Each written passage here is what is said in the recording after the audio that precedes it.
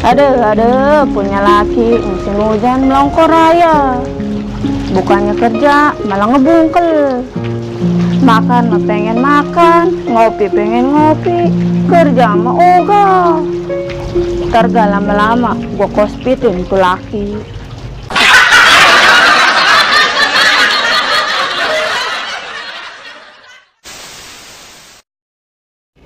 Buset, nih bini, gimana pikirannya kali? Baru juga kemarin habis gajian. Udah teteriakan aja gak punya duit. Kadanan laki pulang kerja, seduh-seduhin apa gitu. Ini mah boro-boro, air-air anget juga nggak ada. Apalagi dah kalau main yayasan mah, getem jasa romannya. Kayak dapat apa aja itu dari yayasan.